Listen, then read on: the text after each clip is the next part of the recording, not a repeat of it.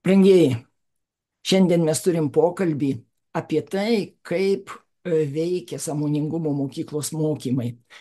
Turėsim pokalbį su Lina, su kuria mes po 5 metų susitikom vėl. Pasirodo, 2019 metais vasario mėnesį Lina dalyvavo pirmoji sąmoningumo mokyklos mokymų pakopoj, kovo mėnesį 2019 metų antroji pakopoj.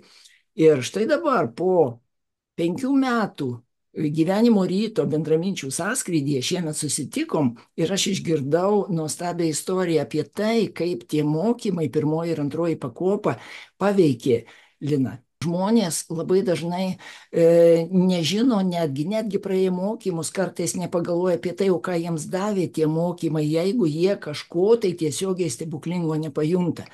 Tai šiuo atveju iš tikrųjų Lina papasakos apie tai, kas įvyko su ja, kas įvyko galų gale ir jos organizme netgi. Taigi, Linutė, papasakok apie tai, kaip tu jautėsi prieš mokymus, kas tave atvedė į mokymus ir kas gavosi rezultate tų 2 sąmoningumo mokyklos mokymų pakopų. Sveiki, Robertai. Labai dėkinga, kad leidžiat man dalintis, nežiūrinti viską, dėl ko aš jums dėkinga esu. Ir atvykau, aišku, neatsitiktinai ir kai visą laiką kažkas negero atveda pas jūs, kažkokia tai nelaimė ar liga. Tai iš tiesų didelę netektį turėjau 2010 metais, likau viena su 2 vaikučiais. Ir 7 metus iki mano ligos labai daug dirbau, labai stengiausi išlaikyti šeimą, dirbau ir parom, ir naktim, ir visaip kaip, kad niekam nieko netrūktų, po visų aišku fazių išgyvenimo, netekties ir taip toliau. Ir vieną dieną tiesiog aš susirgau, visi kažkaip ieškojo, dėl ko aš susirgau, nieks nerado, labai stiprus uždegimas man buvo ir atsidūriau ligoninėje, atsidūriau su lašaliniam, gulėjau, kada jau nebeatsikėliau iš lovos. Gal tada man 17 metais ir atėjo tas klausimas, jeigu aš daugiau nebeatsikelsiu iš tos lovos, kokia mano gyvenimo prasmė? Dėl ko aš atėjau, ką aš čia nuveikiau, ką man duota šitas gyvenimas. Na, iš tikrųjų, tie būties klausimai, ko gero, tokiuose akimirkose dažniausiai ateina pas žmonės, neišimtis ir aš buvau. Ir tiesiog po to stipraus uždegimo man buvo tiroiditas, aš praradau savo skydliaukę, jinai sudegė, susigarbanavo, kaip sako, jau jinai nebegyva, atitaikė man hormonus, kuriuos sakė, tai sakau, negi tikrai niekada nepagis, nes, pakankamai sveiką gyvenimo būdą, atrodo, vedžiau, jogą užsiminėjau. Nesako, taip kaip yra dabar, tai visą likusį gyvenimą turėsi gerti hormonus ir tiesiog tai yra neišgydoma, nebent įvyktų stebuklas, bet, tai va, tai neatsitiktinai pas mane į rankas pateko Laimingo gyvenimo raktas knyga ir kai pradėjau ją skaityti, kai pradėjau klausytis audio į knygą gal 4 kartus, kai klausiau savo automobilyje, aš vis kiekvieną kartą vis kažko naujo išgirsdavau, aš sakiau, būtinai pas šitą žmogų, pas šitą mokytoją, aš turiu patekti bet kokią kainą. Taip, aišku, susiradau, kantriai laukiau to vasario mėnesio 19 metų, kada mes susitikom. Ir pradžioj mokymų Robertas pasako,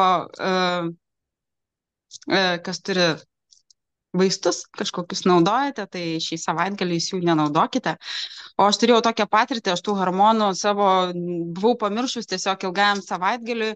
Man labai blogai buvo, aš be jų tiesiog negalėjau, visas organizmas išsiderinęs buvo, kol sugrįžau, reikėjo mėnesio ir dar sakau, Robertai, ar tikrai? Sakė, tikrai, jokių vaistų šį savaitgalį nenaudokit. Ir po pirmos pakopos dar kartą priėjau prie Roberto ir paklausiau, ar dabar jau galiu gerti vaistus. Ir Robertas priejo ir sako, Linutė, tau tų vaistų nereikia, tavo skydliaukė sveika. Tu turi tuo tikėti pati visų pirma. Tai pagal tai, kaip tikėjo Robertas, kad mano skydliaukė sveika, aš neturėjau tiesiog kito pasirinkimo, kaip irgi tuo patikėti. Aišku, kažkiek protas bandė tą baimę priminti, kad, nu, tai tiesiog, nu, dabar bus taip ir taip, aš jau žinau, kaip negėriau ir kas buvo, bet tiesiog tą visą mėnesį iki antros pakopos aš iškenčiau be vaistų.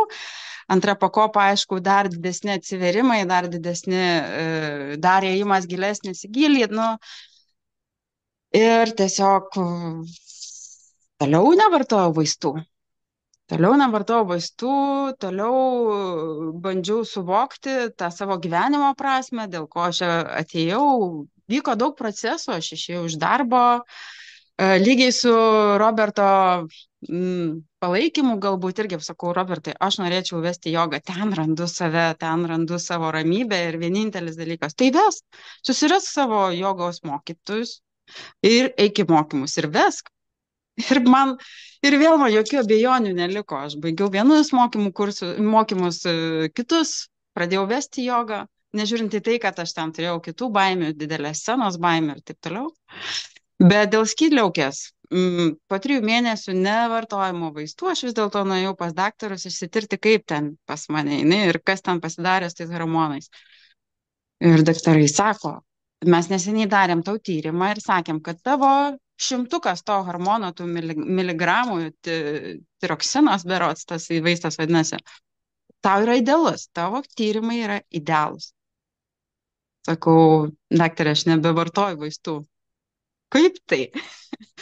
Tai iš tikrųjų buvo stebuklas man ir stebuklas patiems medikams.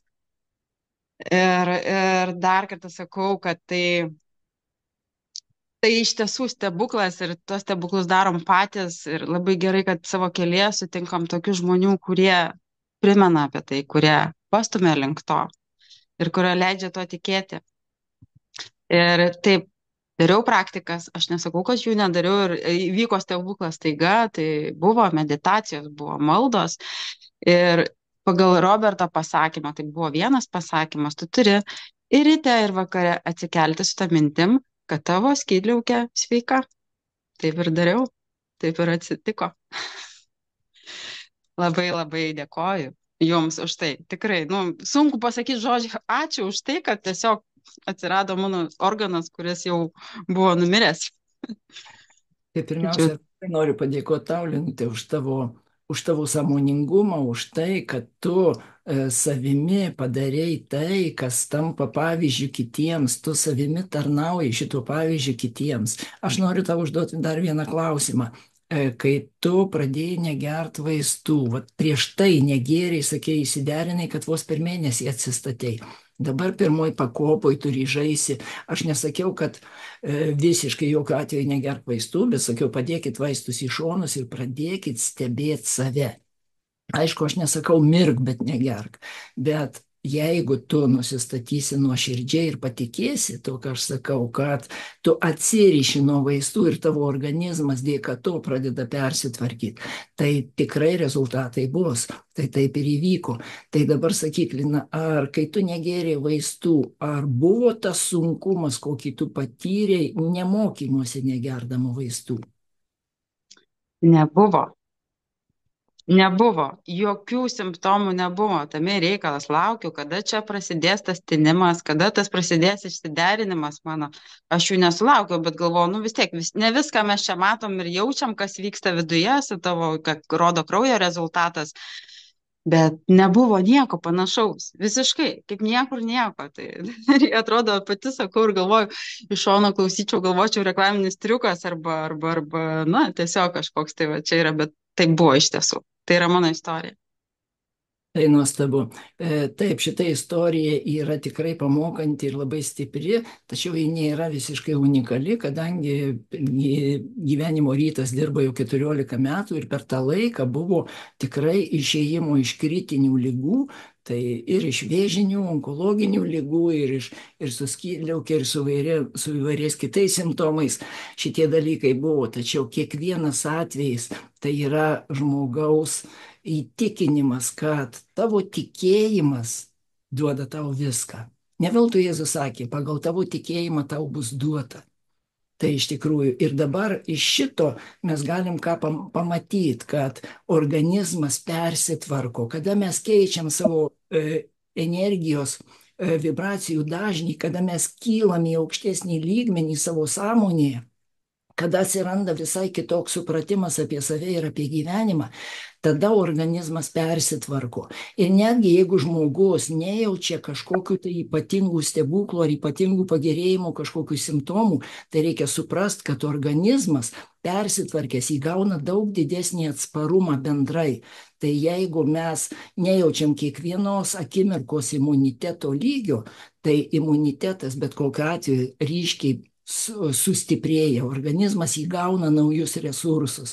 Tai žmogus, pabuvęs mokymuose, jis net negali kartais įsivaizduoti, kas būtų, jeigu jis nebūtų buvęs tuose mokymuose. Galbūt būtų organizmas už kokio mėnesio, 2 ar už pusmečio ar už metų būtų sustreikavęs kapitaliai ir būtų krizė kažkokia.